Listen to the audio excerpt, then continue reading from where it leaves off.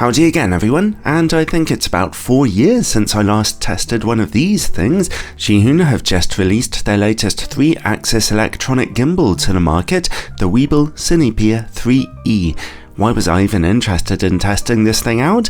Because it's one of the smallest and lightest gimbals of its kind on the market today, and at only $249 it's very affordable.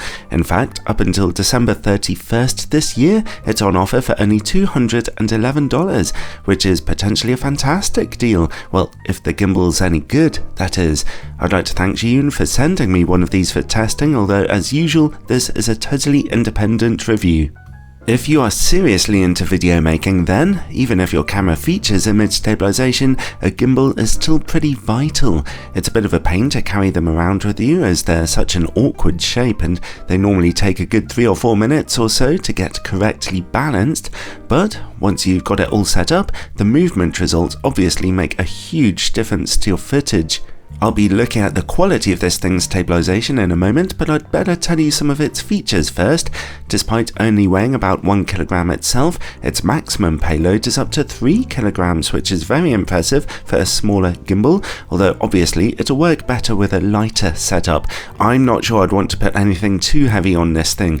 It has native vertical shooting, which is quite easy to put in place, full controls with a bright OLED screen on the back, Bluetooth shutter control, and extra controllability if you attach it properly to your Canon, Sony, Panasonic or Nikon camera.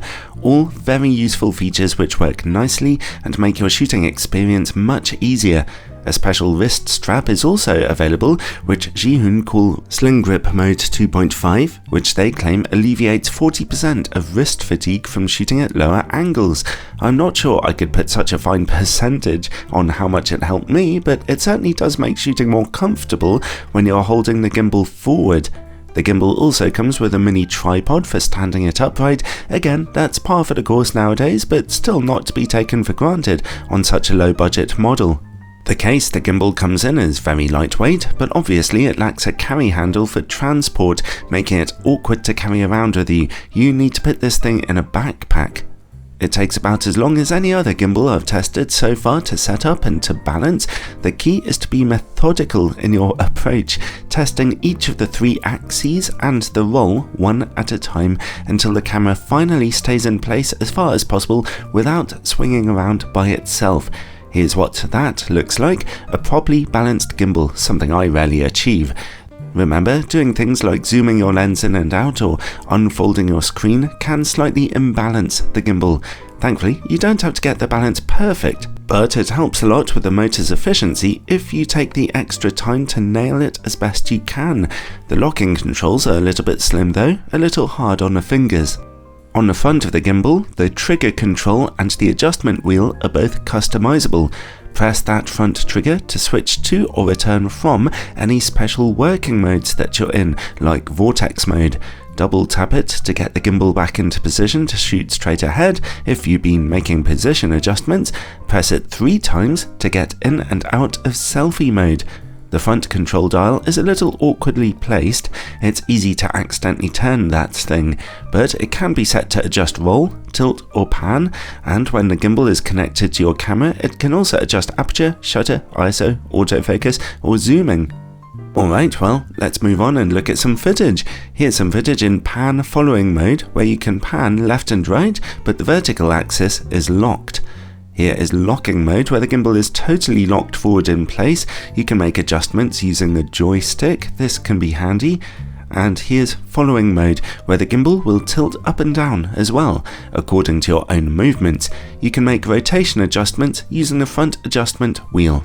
In all of these modes, I found the quality of stabilization to be basically excellent, on a par with even more expensive gimbals that I've used in the past. It actually seems a little smoother than gimbals that I was testing a few years ago, although of course you'll still get the slight vertical bumping from the footsteps you're taking.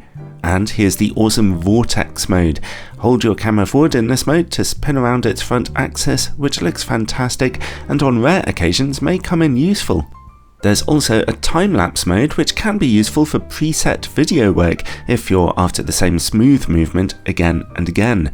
The settings for it are a little rudimentary, especially for how long and therefore how quickly you make the gimbal turn, but it can be used quite effectively, especially for special effects like these. The gimbal's disadvantages, well, there aren't many here really. I think the LED screen menu could be improved. It's not always clear what options you're selecting, so beginners may benefit from reading the manual online. You should probably do that. I'll put a link to the app and the user guide in the description below, and if I forget, please remind me in the comment section. In the default settings, it can be slightly jerky when making sudden turns, although settings can be adjusted in the menu. Put the smoothness up as high as possible. Oddly, that setting can go beyond 100, which is a bit confusing. It's also missing a few features that you'll see on more expensive options, like an inbuilt LED light or an AI tracking system, which are all things I personally do not need at all, but which more advanced video makers might be interested in. And as I said, I'd much prefer to have a carry case for the gimbal instead of this foam sandwich thing, but in all fairness, at this price point, they had to cut costs somewhere. Overall, the Weebill 3E is impressive to me because its motors and the quality of its stabilization is very high powered, especially considering the price you're paying here, and it's got most of the useful features we've all come to know and love in modern gimbals. And remember, up until December 31st this year, it's only $211 US, which is frankly an absolute bargain. If you are seriously into video work, then now could well be the time to invest, because this little gimbal has almost everything you might need.